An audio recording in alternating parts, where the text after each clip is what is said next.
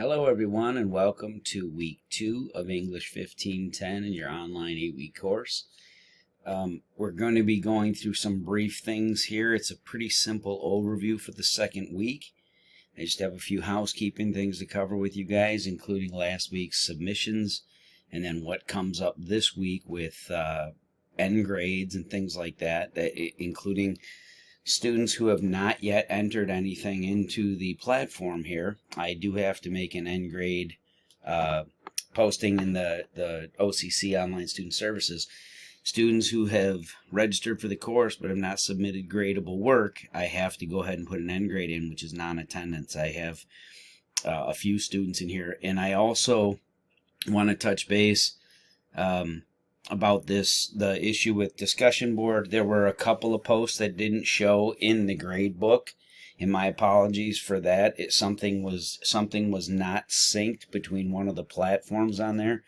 So when I was going through and reviewing all discussion boards and submissions, there were 3 or 4 students in the class where the discussion board post actually didn't show up, so I had to go back through and go through discussion boards individually, one by one, for individual students. So the main thing is I got through all of those and I was able to find all of them that were submitted, including forms, including diagnostics, including the discussion board posts for the introduction for week 1. So I do have all of those entered. At this time, it looks as though I have 3 or 4 students who simply have not submitted work or done any of the assignment stuff or the discussion board as of today is the 15th. I'm posting this, I'm recording this video the morning of. So I've gone through and saw all submissions from last night. I put grades in for everyone. I had a FERPA and academic honesty form from. I started with diagnostics. It will be throughout this week that I'll be posting the rest of the feedback and grades for those diagnostics. Just remember, those are simple diagnostic files. Those submissions, I'll be making recommendations for tutoring for the semester and any of the major things I see at the sentence level. And just please remember, there are supplemental resources and tutoring provided for these classes. We do not focus primarily on the grammar, mechanics, punctuation, and style, those sentence level type of things. At this level of composition, we focus on the content, the construction, and things of the work. So for students who are still in need of some support in those areas, this is where the diagnostic and the recommendations come into play. All right. So everybody remember that for this semester, under Student Services, at the top, you have the Academic Support Center. If you contact the Academic Support Center, you can go down here through the resources. Tutoring is the first one on this page.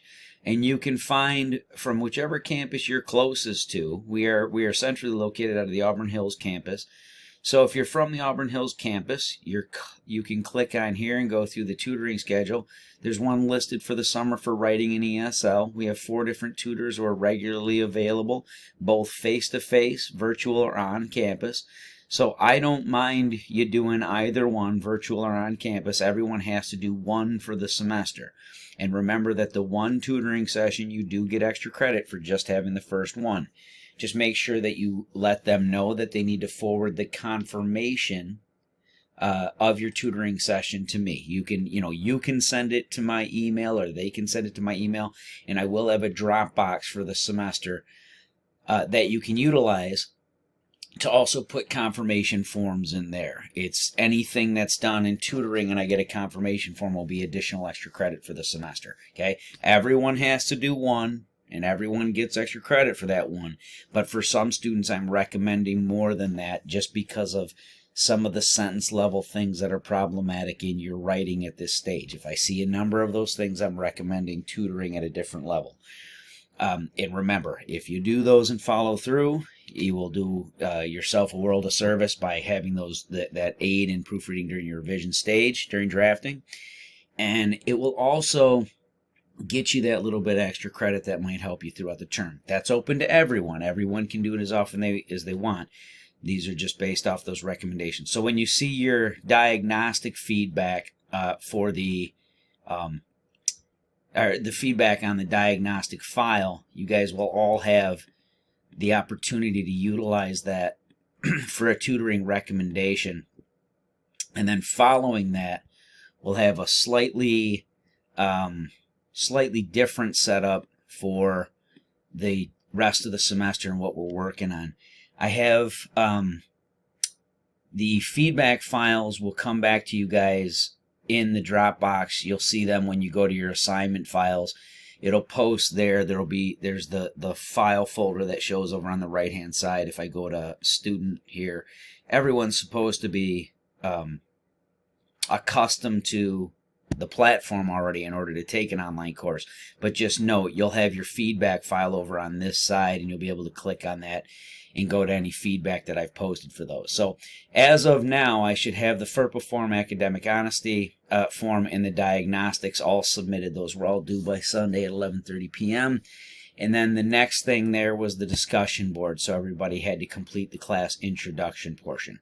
I would say out of 25 students on roster, it's 21 or 22 students completed everything. At least, got everything in. Some of the things were a little bit off in terms of some of the submissions, but I do have a majority of students engaged in submitting. So I will say, in terms of things that were incorrect on those, guys, just remember that the file types that you submit have to be Microsoft Word. They can't be anything else, okay?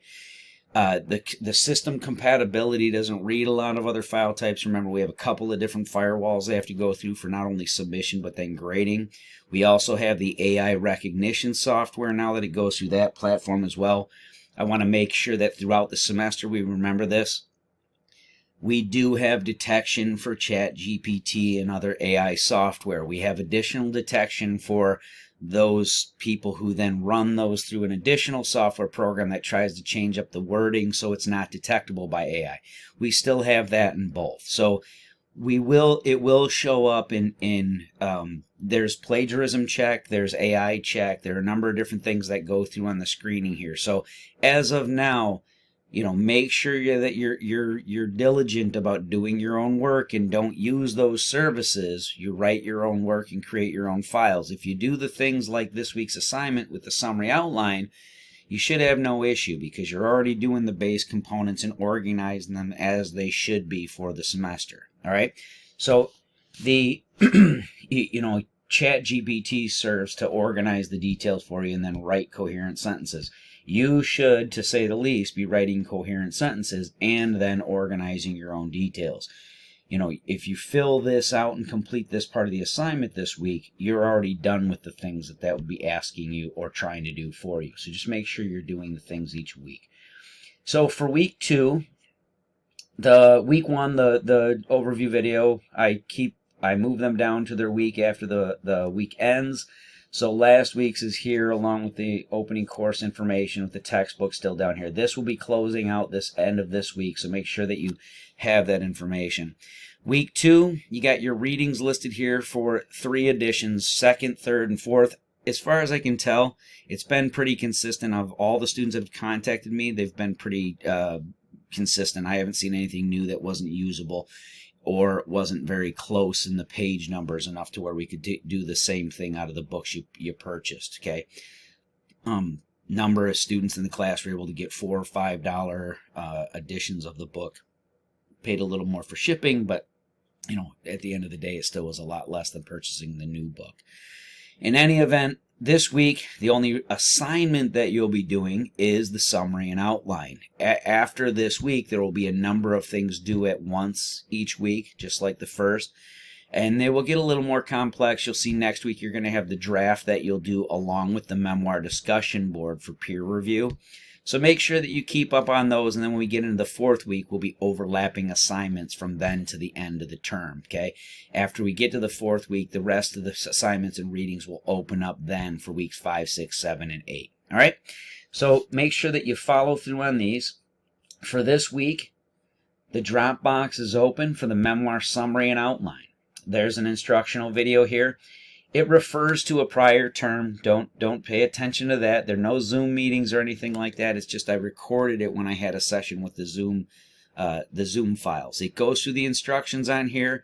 You're doing a summary and outline of your memoir. Your memoir is going to be a first-person story that you tell in the first person. You're not doing second person usage, and you're trying to avoid contractions so that we're moving towards a clear academic MLA format, but you can tell this story in the first person, and I recommend everybody try to stay in the past tense on verbs for the most part, okay? The general to specific intro on the outline, it's not consequential that it's perfect, but remember that with the lead-in thesis, when you get to your thesis statements, after you read all this, your lead-in thesis statement, which will be here on, it's detailed both in the rubric and the summary outline portion. Remember that you have these different documents at the bottom. You download each one of these, read the rubric. That should be the first thing you do. And then go to the video and read through the instructions that are here in the Dropbox. Don't skip any of this. There are very important details and instructions throughout here. And in the instructional overview, you see the A, B, C that are all listed here. Those are different hypothetical scenarios that could be potential topics for these types of papers, a memoir. The memoir is telling a story, and there's a breakdown of some of the examples being used here.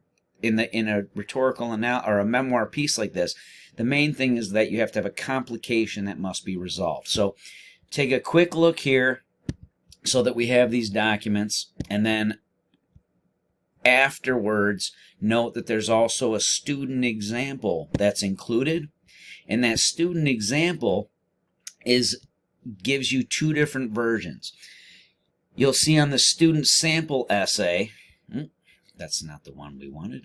On the student sample essay, what we want primarily is to be able to look through and read and match up how this meets the requirements for the assignment. Reading through the first version will just give you an understanding of the type of details and how a story is well told. This is a prior student from prior semester, and I just changed the name and identifiable characteristics after I got their permission to use it. But you'll see on the second version of it, it's color-coded and labeled with all the requirements that you need for the assignment. You'll note that this student meets the general to specific requirements. In the thesis statement itself, remember this point. The thesis statement, it hints towards the complication. It doesn't give it away. So the entire intro is the topic of the paper. In the thesis statement is a hint towards the complication to come, but it doesn't give it away. It's called lead-in. Okay, that'll be a little different when we get to the next assignments where we have very explicit topic thesis statements. Then we have a topic sentence followed by supporting details. Now this is a memoir, so you're storytelling here. That doesn't have to necessarily follow a main strategy of major support, minor support, but use transitional elements where they apply, terms and phrases, and make sure you remember the complication, the problem that must be solved, it must be presented at the end of the first body paragraph. The intro is general to specific, the lead-in thesis. Body 1 tells the story, and it ends with the problem that needs to be resolved. The next body is the advancement, your internal emotional reaction and first responses to the complication itself. Body 3 resolves the complication. Body 2 ends with the impasse, right? So in these, if you do this correctly, read through the rubric. It gives you a breakdown again on here of what this paper is and how you're doing it. And then looking at the final download of the summary and outline, you'll see that you have a space for a 250-word summary. You should tell me the basics of what the complication is and how it gets resolved, that kind of stuff. And then give a general to specific intro. Note that there are some example statements here. You're writing in full sentences for each one of these, not fragments, not hinting at things. You're telling them explicitly. And then here, you would delete this topic sentence and then write your own. Here, at least 5 primary body paragraph details, full sentences, minimum 1 for each. And then here, your complication. Take this complication out and write yours. Follow the directions and fill this out in total. That is what is due next Sunday. Okay? I look forward to seeing those. Again, if you have questions and comments, here at the top, we have instant messaging. You're going through here for any questions or comments you have in the online course, not student email. Just use the instant messaging. Thank you, everyone. See you next week.